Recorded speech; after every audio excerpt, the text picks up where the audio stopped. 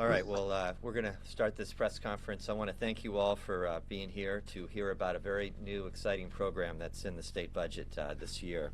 It's a restorative justice pilot program, and it's going to provide a new alternative to incarceration that puts victims at the center of the process while giving offenders a chance to make things right and improve their own lives in doing so.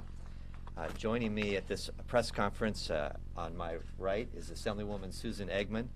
She co-authored with me Senate Bill 678, which proposed a restorative justice pilot program in 3 California counties. That bill was held in the Senate, and that program is now a part of the budget that we're going to talk about. So I thank you, Assemblywoman Eggman, for your support and partnership in that important legislation. I want to introduce Tori Verber Salazar, who is the District Attorney of San Joaquin County, who as a prosecutor has been a strong proponent of the use of restorative justice as a way to reduce crime and make our community safer, and it's great to have you here. We're going to talk about your program. On my right is my friend Adnan Khan. He is the co-director of Restore Justice, who inspired me to introduce Senate Bill 678 after I met him at San Quentin prison and learned about the work that he was doing in the prison. And Adnan will introduce guests we have via video link from San Quentin in just a moment. The legislature and Governor Newsom approved $5 million for a restorative justice pilot program in San Joaquin County. Governor Newsom has a particular interest in restorative justice, and we're very grateful for his support of the program in the budget. Now, this project will give us a chance to test and evaluate a concept that's been around as long as civilization itself. And it's generating a lot more interest than ever before about how restorative justice can be an alternative to incarceration in our highly institutionalized criminal justice system. The goal of restorative justice is to give victims a chance to receive true justice in a much more personal way than our current system allows. At the same time, the program gives offenders a chance to make amends directly to the victim and to take steps to reduce the chance that they will commit their crime again. This is done in a way that brings together the community, the district attorney, social service organizations, and others in a collaborative and supportive environment. At the center of the program are face-to-face encounters with the offenders and the victim, who meet with the support of trained professional staff and are giving counseling and services to help them through these encounters and to recover and rebuild their lives. If the offender completes the program and meets the objectives that have been agreed to, they are released without further penalty. If they fall short, they're returned to the regular criminal justice system and face whatever consequences await them there. The project that's funded in the budget will undergo an independent evaluation to determine the level of victim satisfaction and its effect on recidivism rates compared to the traditional court-based system. Now I'd like to invite Assemblywoman Susan Eggman to speak about this program's potential. Thank you very much, and I want to thank Senator Glazer for his leadership on this issue. I feel very lucky to be here today, and when we talk about things going full circle, by training, I'm a social worker who has worked in and around the criminal justice system for much of my career. One of my former colleagues at Sac State, Dr. Lynn Cooper, now is part of the restorative justice program in San Quentin and knows Anon here who will speak next.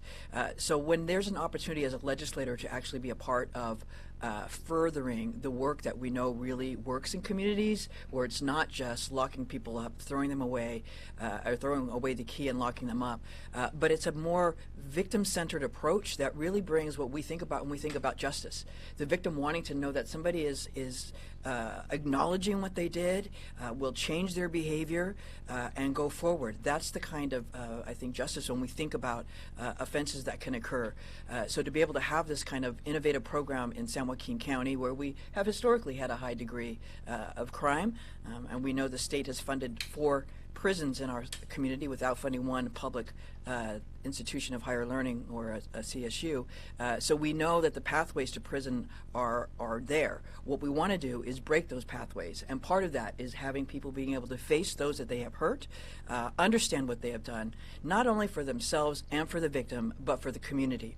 because when we continue to just lock people up and throw them away, we're also saying to an entire community who has lost a generation of young men who could be leaders, who could be fathers, who could be community leaders, we can do better.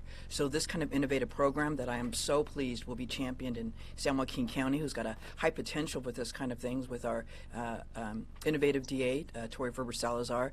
So it is with great honor that we are going to be one of the first communities that try this, not after someone's locked up in San Quentin, but prior to them even having to go into the criminal justice system. This will save lives, help victims get the justice they deserve, help people who have committed crimes turn their lives around, restore people back into their community, and save the taxpayer dollars. This is the kind of program I think we'll pilot. They will make sure it's evidence-based, we'll do research, and we'll continue to spread this kind of justice around California. Thank you. Great. Thank you, Susan. Well, leading this pilot program is the District Attorney of San Joaquin County, District Attorney Verber Salazar, and I'm pleased to have her here to talk about the program's work in her county. Thank you, Senator. Good morning, ladies and gentlemen, and thank you for the opportunity to speak. And I'd also like to acknowledge the team that came up with me, our victims of violent crime survivors. These are all mothers who have lost loved ones to homicide in San Joaquin County. They also attended a couple weeks ago when we went to restore justice in Solano County to see firsthand and to empower themselves with the knowledge and the tools and the skills and the resources to understand this program and to implement it in an opportunity and in a way that would be successful. So currently there are limited opportunities for victims to engage in the criminal justice system other than at the end when they make a victim impact statement. And there's limited opportunities for the community to engage in what is this restorative justice. By creating this opportunity, they're going to be driving forces in this with our victims in our community because they're going to be participants in the process and assisting us through and navigating. This is going to put power and tools and an opportunity to heal back in the hands of our victims. And I think this is so important of what we're doing. All of the programming that we will do will be evidence-based and it'll be trauma-informed. We'll have a collaborative approach with our community-based stakeholders, which is part of the screening process. Not every candidate will be admitted into this program. There will be a filter, if you will, because we're going to need to have the permission and consent of the victim to give them the power to find this restorative justice, as well as our collaborative partners, which are stakeholders, our community-based, our faith-based organizations, are people that are involved in our local law enforcement and probation, the public defender in the courts. This is a collaborative effort for each and every one of us to engage and take a look at this individual and decide what is the best pathway going forward. Because what we know here in California, 70% of the people that are incarcerated come back. Our recidivism rate hovers around 70%. And it has since I started many, many years ago. So it's time for us to look at different pathways and innovative pathways in order to be successful and implement programs that are going to ensure the safety and well-being of my community. If you're into the system, you've created a harm. The last thing I want to do is pay $65,000 to $95,000 a year to house you for you to come back and commit more harm. If I'm going to invest that kind of money, then it needs to be result-driven, and it needs to be successful, and it needs to start today. So let me tell you why I believe in this program so much. We have been doing it for the last 3.5 years. 3.5 years ago, we received funding from the federal government through the Brian JAG grant. It allowed us $1 million to operate this program. 76 candidates in San Joaquin County have completed the program, meaning they attended and completed all of the requirements that were set by a collaborative team approach. That includes an expert from behavioral health, because we know mental health and substance abuse disorder are key contributing factors to our criminal justice system. It included probation, law enforcement, the public defender, the district attorney, the Superior Court of San Joaquin County, all working collaboratively along with HSA or human service agencies to find a pathway for these people to stop harming and create an opportunity to be successful going forward. But even more empowering, and what is critical to this program, is it gave the victim a voice. And so I'll give you an example. A woman, and I say this because she is a senior, and there's an enhancement when you commit a crime against an individual that is a senior. And an individual came up to her, stole her purse, and in the course of it, he pushed her to the ground. So now you're looking at a felony, potentially a strike. That's a big case to get. She came to us and said, I don't want this kid to spend the rest of his life in prison. What do you do? How do you do it? And what can we do? And that began the journey.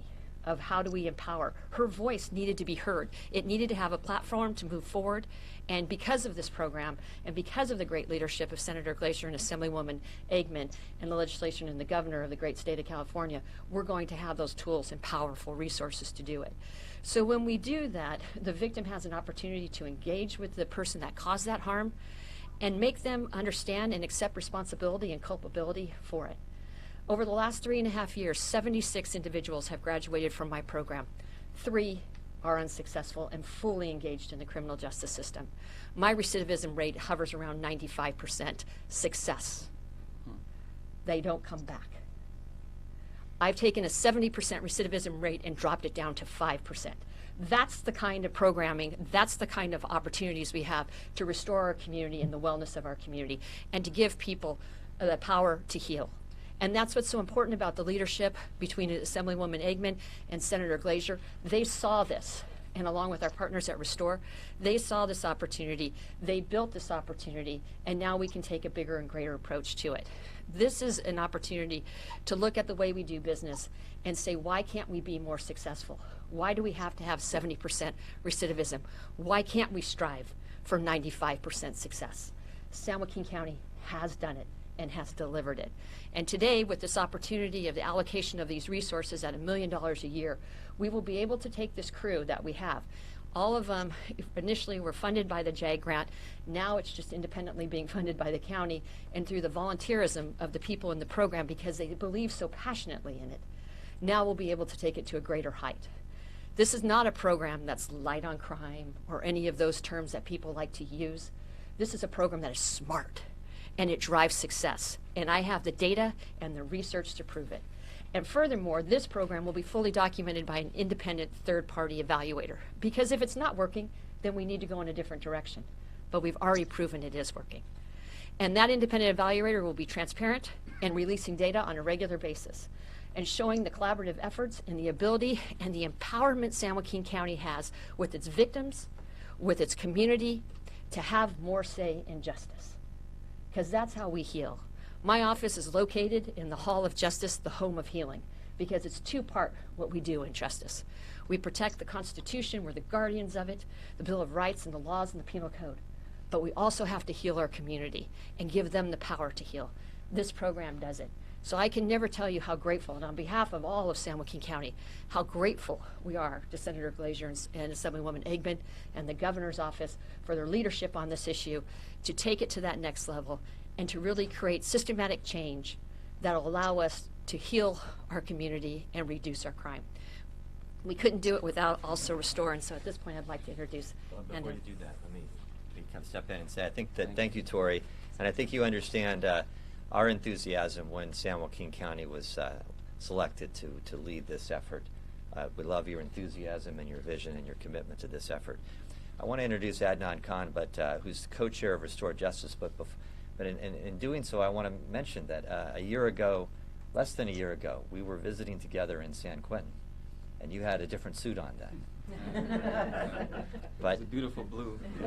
Yes, but we spent time talking about restorative justice and the work that you were doing in the prison in that area, and so it's great to have you here with us in this leadership role that you're so capable of fulfilling. And it'd be great to share your experiences and thoughts about restorative justice and why you believe in it so much. And I know you're going to introduce our friends that are at San Quentin. So Adnan, please. Thank you. Good morning, everyone. My name is Adnan Khan. I'm the co-founder and co-executive director of Restore Justice. And before I introduce my colleagues inside from San Quentin State Prison, Trino Jimenez and Eric Abercrombie, I'd like to say that at 18 years old, I was sentenced to 25 years to life. And I've served 16 years on that sentence. And during those 16 years, I've asked many people, what do you think is the purpose of a prison? And generally, the responses I get, the purpose of a prison are for deterrence, for public safety. Some say rehabilitation, but many people that I've asked that question to have initially said punishment. And so when further asking what is the purpose of punishment, generally, the understanding that people give me is so that people pay for their crime. In essence, that people suffer for harming someone else.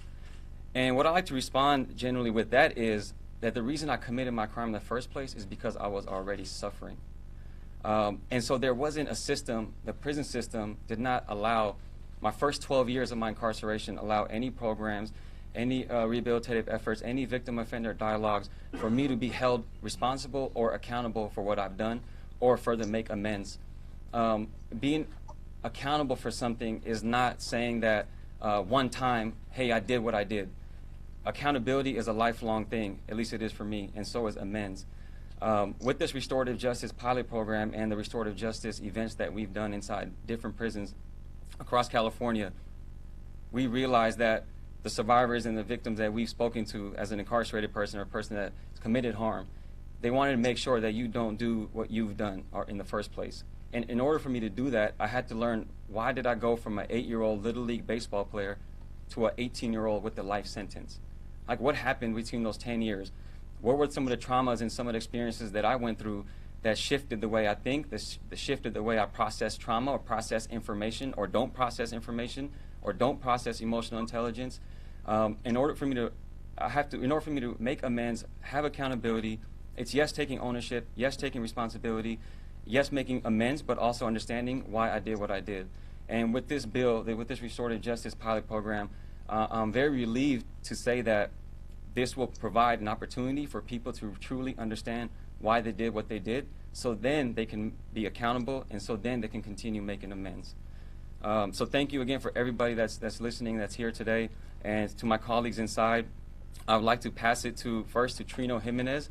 Trino is a good friend of mine. He's also a survivor of crime. After Trino, I will introduce Eric Abercrombie, who is a person incarcerated inside San Quentin State Prison. They are not direct victim offenders.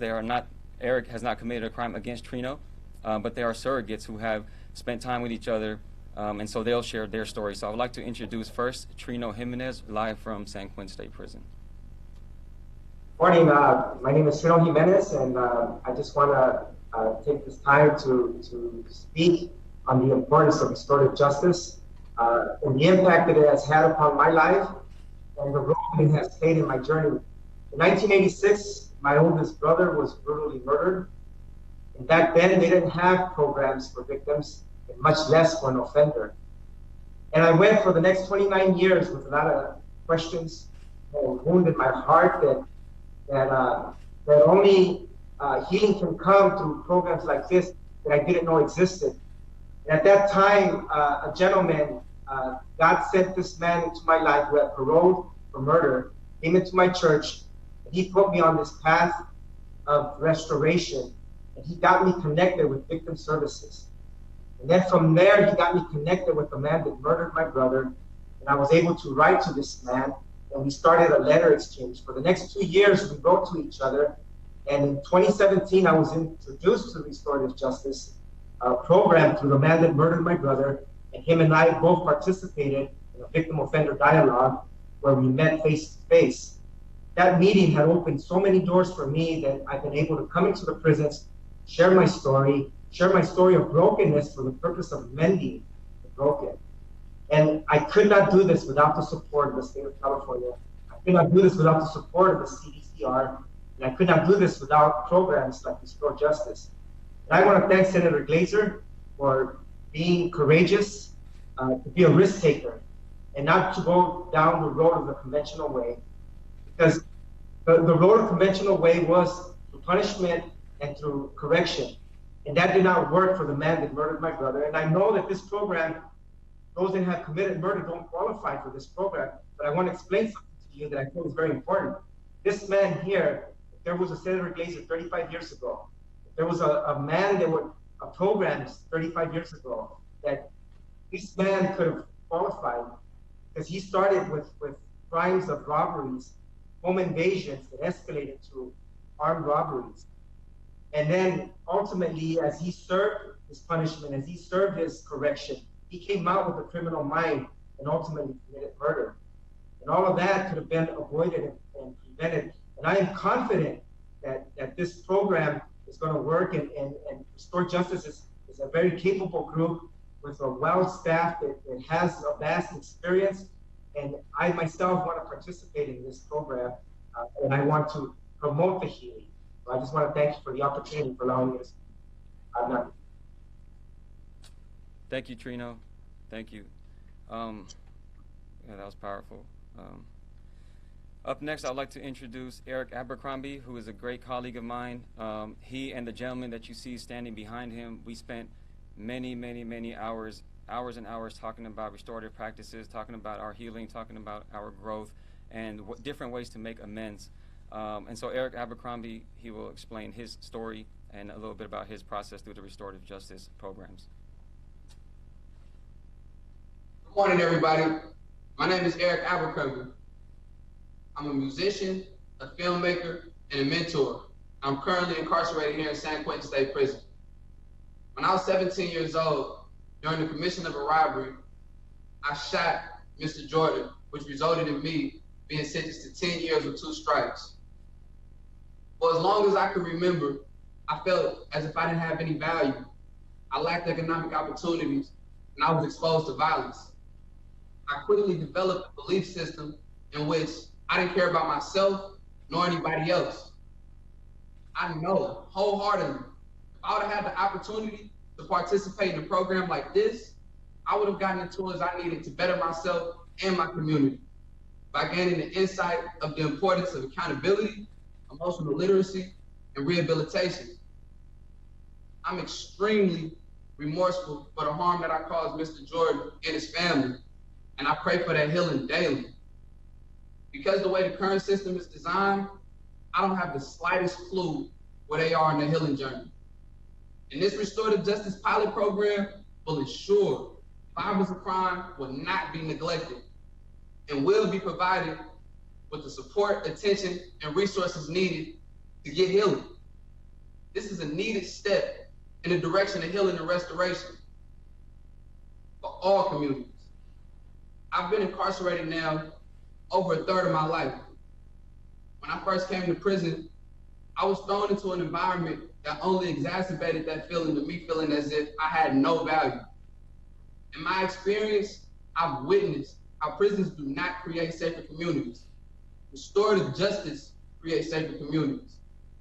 When I first met people like Adnan Khan, Antwan Williams, Jason Jones, Samuel Brown, and many others that helped me reshape my values and my belief system, I began to evolve. Being supported and encouraged by people I knew for a fact understood my experiences in life influenced me to do exactly that. And that's one thing, another thing, should I say, that this restorative justice pilot program can offer.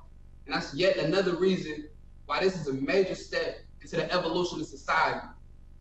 I'm so grateful for Senator Glazer, Adnan Khan, Restore Justice, and everybody that played a part in making this possible. Seriously, thank you. This is how the voiceless get heard, preventing from people from feeling like they're drowning in the sea of issues, bringing the nation to a higher ground. Thank you. Well, thank you. Thank you both for being there and for sharing your story. Nothing's more powerful than these personal experiences as a victim, as a perpetrator, and how you try to find peace and how you try to rebuild your life. And both of you are great examples of that journey. And I know it's an ongoing journey. It doesn't end. It's ongoing. And that's really what we're trying to step in and say, that there's a way to make it better than just throwing someone in, as Assemblywoman Eggman has said, and throwing away the key. That there is a process, there is an engagement that has great possibilities. And we thank again the District Attorney from San Joaquin County, selected over all the other 58 counties as the place where we think there's the leadership, the experience, the knowledge to take a chance and to make this type of a program effective for the victims, for the perpetrators, and for community safety at the end of the day. It's about justice and it's about safety. And that's the special part of this effort that we're doing together. And I think that this is the kickoff. So we have a program. It's going to go for how many years? 5 years, with accountability provisions, things that I think those who are interested can track and follow as we work to try to make our justice system fairer and our community safer for all. So with that, happy to answer any questions. Senator Glazer, what exceptions are there to this rule, to this new program, in terms of crimes that are not allowed, and also who is the independent evaluator? Let me invite the district attorney to come in and talk about that. Thank you. Great question. People committing murder, attempted murder, rape, sexual assault, any child abuse, those obviously will be excluded from the program. The filter is a collaboration of a number of agencies. So it would be the victim with their consent, the community stakeholders, which are powerful voices in our community representing the diversity in our community, as well as our team from the public defender's office to the district attorneys to law enforcement to probation to behavior health and to HSA. What happens right now is when the public defender usually nominates an individual to come into the system. Then the team mobilizes and we do a behavior health assessment, because that's going to allow us to look at their mental health, their substance abuse disorder, and if they're homeless or struggling with poverty, those types of issues, because then we can push them into services such as HSA and our community-based and our faith-based groups that'll help us work collaboratively with them. And then we also need to make sure that the individual's ready to go into a program. Not everybody's ready. We've offered the program to others and they've declined because it's too much work. They can just go sit in jail, play cards, try to do what they're going to do there. So a lot of them, have declined because they've heard the program is rigorous and it's tough. But when they get through it, the power that they have and the ability they have, at graduation, you're employed. You've made amends with anybody that you've caused harms with. You are building that first and last month's rent so we can get you into housing. Because we know jobs, housing, and education are the three best tools I have in preventing crime. Because if people are on that pathway, they're on the pathway to success, and they're not going to waste their time with crime. So we make sure that we have that, but also if they've had to do substance abuse, but we also make sure their home is clear. So we've had a youthful offender, if you will, and his mother graduate at the same time from a drug recovery program. Because if we work with the youthful offender and get him into shape, and he goes home and there's still drugs everywhere and they're dealing, or whatever or using, not dealing, but using, then we're going to create, our success rate is not going to be as great. So we look at the totality of the circumstances, the magnitude of the crime, the ability of the individual to make that kind of change, and their willingness to do so, and then the team comes collaboratively together, what decides whether or not they should be admitted. So it would be at the consent of the victim, the consensus of the stakeholders and our representative groups, and then they proceed through the process. It's hard work because we're asking them to address whatever trauma they have that caused them to commit this kind of harm or feel that they could commit this kind of harm, as well as accept responsibility and culpability. And then after completion of the program, we have graduation. And that doesn't occur, like I said, until they're on a successful pathway. But who will be the independent evaluators that will determine if this program is successful? We've had a number of people reach out to us from some of the most prestigious institutions of higher learning to foundations that are working in restorative justice, as well as our data co-op. So we're finalizing those details right now. As a matter of fact, I can't tell you how many people have reached out to me and want to engage in this and do that. And we want to make sure that we're transparent. We're going to be giving updates as to what's going on, progress reports, because we need to see that we're doing it right and collaboratively. But And then finally, as the chief prosecutor for San Joaquin County, you hear from a lot of crime victims. Many of them are traumatized by this. They're scared of the process. They don't want to face the criminal who hurt them. How will this program help them? They don't have to. They don't have to choose this opportunity. It's up to them. That's where the power comes, is we put the power in the hands of the victim to decide which pathway they want to take. Just right now, when I was waiting to do the press conference, I got a text from a woman from San Joaquin County who went to Solano with us and said, I saw the press release and I wanted you to know I went to the prison. And she said, though I don't forgive the man who murdered my child, I'm grateful that I went to the program because it helped me heal. And that's all we're looking for, is those kinds of opportunities to heal victims from the trauma that they suffered. But if the victim doesn't consent to the program, then we're taking a different pathway. And so that's why this program is so powerful, is this really is community and victim-driven resolution as to what's best for everybody involved. And when you see those opportunities and you see the wraparound services and the best evidence practices and the trauma-informed care going into these, that's when you change. And you instead of having a 70% recidivism rate, you have a 5% recidivism rate. And the people of San Joaquin County not only want me to ensure public safety, but they want me to be fiscally responsible for it as well. And so criminal justice, other than maybe the hospital, is probably the second most expensive system to go into. It's $65,000 to $95,000 a year to house an individual. And if we return them to the community and they create more harm or greater harm, how can we define that as successful? So it's time that we have the courage to stand up and say that there are better pathways here, pathways that will lead to healing and pathways that will lower our crime rate. Let me ask you two follow-ups. So, any idea the 5 million, how many individuals that will help or participate in this? We're breaking it down right now. We're going through as to whether or not, as you know, whether or not they're going to be county employees or we're going to contract out. So depending on the mechanism there, that'll tell us how many individuals we can hire. We're going to be hiring case managers, social workers, clinicians, substance abuse counselors, and victim witness advocates who will help navigate our victims through this. That's why I brought these amazing empowered women here today, and they can talk to you about the journey of going to Solano and how powerful it is to work with Restore. But what we're doing is we need to ensure that we're getting the wraparound services to our victims, that they have that healing opportunity, and that this pathway is available to them, and if they opt to take it, we will continue on that journey, and if they don't, then so be it. But there's different degrees of it, like I just mentioned with the lady from San Joaquin County that reached out to me on a few minutes ago. Even though she is not going, doesn't forgive the individual, and that's not for me to say, that's everybody's personal journey, she still believes in the program. She still believed that going into that prison and speaking to a murderer, and that's who she spoke to, has changed her ability to heal. And that's a powerful tool. So I would say we've done, 76 in the last 3 years. So we hope to start off with 25 and then build to 50 and to 100 and so forth. We just have to get the hiring and the mechanism in place to do so. In the current 76, are those juveniles or is it? No, 26 are youthful offenders and 50 are adult offenders. So the difference with this program, it just expands what you're already doing, is that the idea? Yes, we've run this program, and it allowed us the opportunity to see what does work and then opportunities to improve on things that maybe weren't as successful. And it allowed us to really fine-tune our team and our screening process and our ability to filter those candidates that are eligible for the program and then to monitor them. We also stay with them. So people that have graduated 3 years ago might be living at, and have a job and have a home and are raising their family, and they might have they might have problems, which everybody does. We're available to them. They can call us 24/7 and our team activates and we help them navigate any situation they have. Maybe they're struggling with the stress of high rent or those kinds of things. We still engage and work with them. We guarantee them that as well. So my understanding is the victims and then the community groups would help determine what the offender does. Is it actually punishment or is it more rehabilitation or a combination thereof? How do they decide what happens to the offender? It's a combination of both. It's traditional justice and then this opportunity for some restorative justice.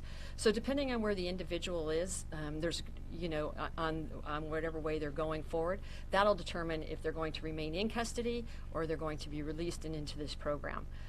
So it just kind of depends on the different phases of where that individual is. And like I said, we have made this opportunity available to others and they've declined because it's too hard. It's too much work and they're not in a place where they want to do that kind of work, where they want to accept responsibility and culpability. Then they don't come into the program. And that's what's so powerful about it. It's not just the DA or just the court or just the public defender deciding. It's all three of those, as well as our law enforcement partners, our stakeholder, and most importantly, our victim, all having a say on this opportunity. And it's really an assessment. Is this person a viable candidate to be in this program and be successful in this program? But they still could face jail or prison time along with Absolutely. treatment, job training. Absolutely. In our program, they enter into a plea and we suspend the case out. And if they're not successful with the program, then they come right back in. And the criminal justice goes the traditional pathway. And would it mainly be jail or could they actually do prison time? We've had individuals looking at state prison and at county jail, depending on, with AB 109, some of the split sentencing. So some of it would have been traditionally old in state prison, now might be in the county jail, and some is still traditional state prison sentencing. I'm sorry, did they actually do the time or it's suspended because they're doing the sort of program? No, they go back and they face the consequences for the crime that they committed. So while they're out and doing the programming, we don't seek that sentence, but if they fail to engage in the program or they're unsuccessful in the program or they no longer want to participate, they go back through the traditional criminal justice system. There's an offer made. If it pleads, it pleads. If not, it goes to jury trial. I'm not being clear, I guess. So what they would face now, the offenders, would it include any punishment, for lack of a better phrase, or is it all sort there's a sentence hanging over their heads if they don't go through this? So yes, they would still go through the traditional criminal justice system, yes, if they fail to complete the program. So How about if they succeed? Do they? no, then we proceed on, and we either try to reduce the case to a misdemeanor with consent of the victim so that the individual can proceed on, and we go from there. So for example, we had just had our graduation, 2 young women that had graduated from the program came in under a felony after successfully completing the program and being regularly employed, living independently. As a matter of fact, their parents were there. They were about 21, 22 years old. Talked about the significant changes in engagement that they have. After that, after an extended period of time that they've been successful, then those charges will be reduced, and in some cases dismissed if they were misdemeanor or low-level offenses to begin with. Are there any other counties or states that are doing this program? I'm not aware of any. I'm not. Not of this kind. Yeah, I think across the United States you'll see some of this kind of programming. I know some work's going on in Brooklyn and Manhattan, looking at different pathways. But here in California, I'm not aware, but I haven't asked that question specifically. Well, very good.